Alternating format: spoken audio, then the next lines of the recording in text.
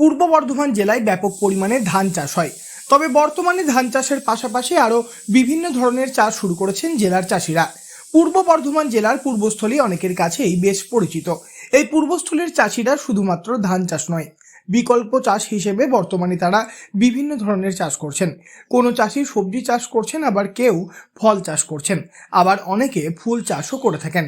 তারই মধ্যে এবার কিছু চাষিকে দেখা গেল মাসকলাই চাষ করতে। একটি ডাল জাতীয় ফসল হলো মাসকলাই। দেখতে অনেকটা মুগ ডাল গাছের মতো হলেও মাসকলাইয়ের বীজ হয় কালো। ডাল ছাড়াও পাঁপড়, জিলাপি ও বড়ি তৈরিতে মাসকলাইয়ের ব্যাপক ব্যবহার হয়ে থাকে।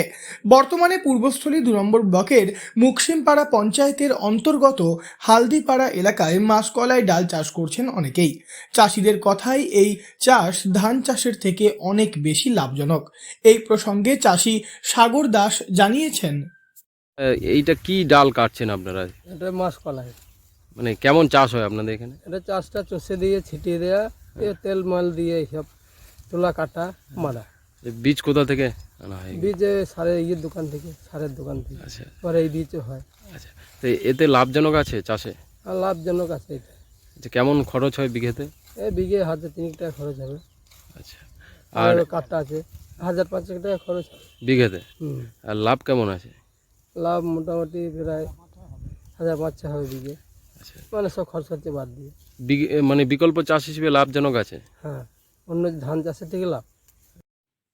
বিভিন্ন চাষের পাশাপাশি পূর্বস্থলীতে এবার মাসকলাই চাষ করতেও দেখা গেল চাষিদের। স্বল্প খরচে এই চাষ করে মাত্র কয়েক মাসের মধ্যেই বেশ কিছু টাকা চাষ থেকে উপার্জন করা সম্ভব। পরিশ্রমও মাসকলাই চাষে তুলনামূলক অনেক কম। বাজারে এই মাসকলাই প্রতি কেজি 100 থেকে 120 টাকা দরে বিক্রি হয়। চাহিদাও বেশ ভালোই থাকে। প্রতি বছর এই শীতের মরশুমে চাহিদা বাড়ে মাসকলাইয়ের।